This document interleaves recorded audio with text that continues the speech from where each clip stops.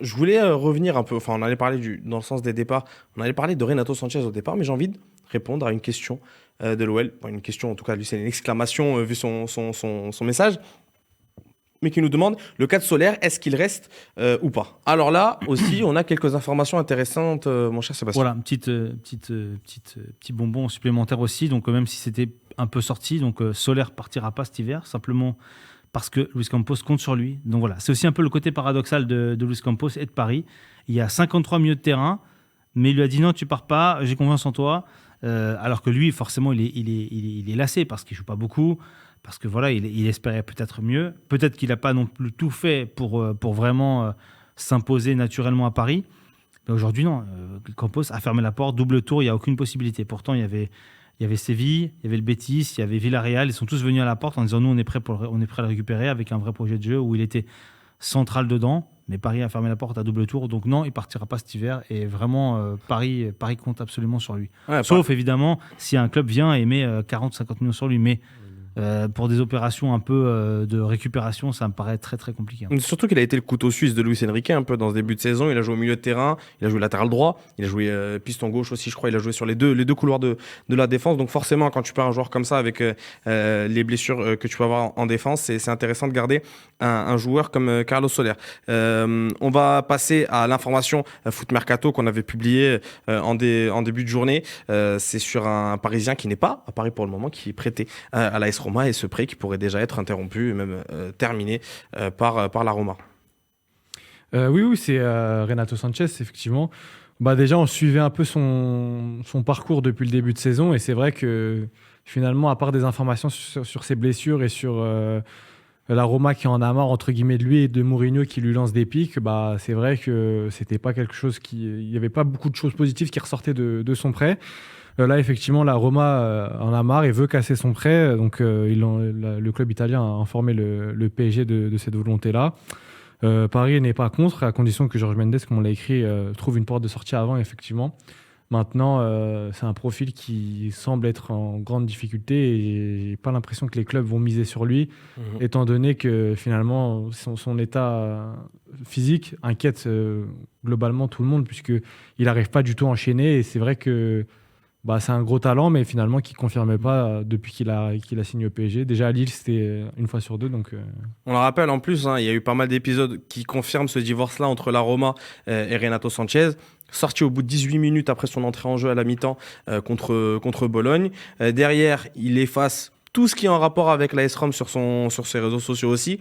Donc on sent vraiment que la relation n'est clairement pas apaisée. Mais c'est intéressant, cet hiver particulièrement par rapport aux autres années, c'est qu'il y a beaucoup de joueurs qui ont été prêtés. Ouais. Généralement, tu te débarrasses d'un joueur un an, tu te dis bon, ça va, je suis tranquille pendant un an, je ne vais pas le revoir. Maintenant, non, c'est carrément l'hiver, ça ne se passe pas bien, les joueurs ils veulent déjà casser soit souvent c'est à l'origine du club, parce que le joueur, on leur a peut-être vendu quelque chose qui n'était pas vrai ou autre, mais là on se rend compte qu'un Renato... Après, je trouve dur à Lille parce que malgré tout, à Lille, et c'est là-dessus que Paris le recrute, c'est vraiment. Il a fait vraiment une année, 2 années même qui étaient très très fastes. Mais aujourd'hui, tu sens que les démons de Renato Sanchez, du joueur qui était au Bayern, blessé un match sur 2, 3 matchs sur 4 même, il n'est jamais disponible, revient.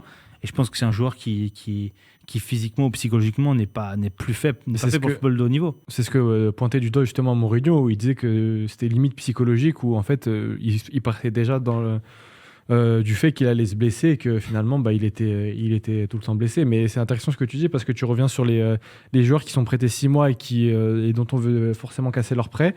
Et en fait, à chaque joueur, tu es obligé de réfléchir s'il a joué avec le PSG en début de saison et la Roma, est-ce qu'il peut partir dans un autre club, etc. Donc, c'est vrai qu'il y a beaucoup de cas de prêts au bout de 6 mois qui tournent au vinaigre.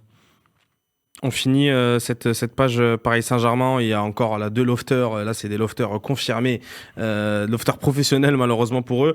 C'est Ekitike et Lavin Kurzawa. On les a pas vus de la saison. Et si, on les voit à l'entraînement. Ils font des blagues. Et à Poissy, c'est des stars les mecs là-bas. C'est limite, je pense ils sont avec Luis Enrique, je pense qu'ils ont pris une petite chambre là-bas, tranquille. Mais c'est vrai que leur situation contractuelle déjà n'aide pas, et en plus, on sait que est-ce qu'il y a des clubs qui sont intéressés par eux, pour quitter le club de la capitale. C'est une folie. Tu vois, c'est les dérives du PSG aujourd'hui. Encore plus parce que là, on parle pas de, ils ont réussi à se débarrasser des Draxler, des gens comme ça, mais voilà, c'est des joueurs qui sont payés une fortune. qui n'ont pas le niveau simplement, de jouer à Paris ou même plus globalement, parce qu'il était prêté à Fulham, Kurzawa, il a joué 3 matchs. C'est de manière assez catastrophique. C'est des gentils garçons, franchement, ils sont là. Je pense qu'ils mettent l'ambiance dans le club et tout, mais c'est-à-dire qu'à Paris, tu peux voir des mecs qui ont entre 5 et 600 000 euros de salaire par mois et qui peuvent se permettre de ne pas jouer, d'être totalement écartés. Et là, Kurzawa, il est en fin de contrat dans 6 mois, autant dire que quel serait son intérêt de partir en plein hiver alors qu'il vit sa meilleure vie sans doute à Paris avec un salaire qu'il ne retrouvera jamais ailleurs. Lui, je pense qu'il va finir tranquillement. Pareil, sauf s'il y a une proposition folle qui arrive, il va rester. Et Ekitike, c'est encore un cas à part parce qu'Ekitike, ça reste quand même malgré tout une promesse. Ils l'ont payé 40 millions d'euros, il a un salaire phénoménal. Il y a eu l'histoire en fin de mercato avec Francfort, avec Colomboigny et tout ça. Aujourd'hui, il y a quand même une vraie volonté de partir et de se relancer. Mais pareil, il est en position de force. Je pense qu'il a déjà fait 6 mois sans jouer. Je pense qu'il est très capable de le faire encore 6. Après, ça va être plus dur pour lui de rebondir. Mais aujourd'hui, c'est très compliqué. Hein. Surtout qu'il a l'objectif des Jeux Olympiques en fin d'année avec les espoirs de Thierry Henry. Donc, et il y a de la concurrence. Dans le secteur offensif, ça va être très compliqué. Mais peut-être, le salut viendra peut-être d'un club allemand. Mais il faudra que Paris accepte de prendre, à mon avis, 50% minimum du salaire pour qu'il accepte de partir. Après, ça serait gagnant-gagnant parce que... Oui, ce que j'allais dire, après, il paye déjà son salaire. Donc voilà. De toute façon, ça pourrait être gagnant-gagnant. Et même tu mets dans un championnat type allemand, alors il va vouloir à Francfort. Alors, je ne sais pas où est-ce qu'il pourra aller maintenant, mais peut-être qu'il va peut-être plus réfléchir, qu'il en aura peut-être marre de plus jouer parce que ça reste des footballeurs de haut niveau. Ils sont programmés pour jouer et non pas pour faire des jeux dans le vestiaire et pour aller faire du tourisme. Donc, voilà. Donc je pense que ça va quand même... Il y a des chances que ça bouge quand même pour lui, mais ça va prendre du temps et je pense qu'il va falloir attendre la fin de mercato. Mais ça pourrait être assez cocasse de voir Ekitike en fin de mercato. Je pense que ça peut être un des dossiers de l'hiver, en tout cas à Paris.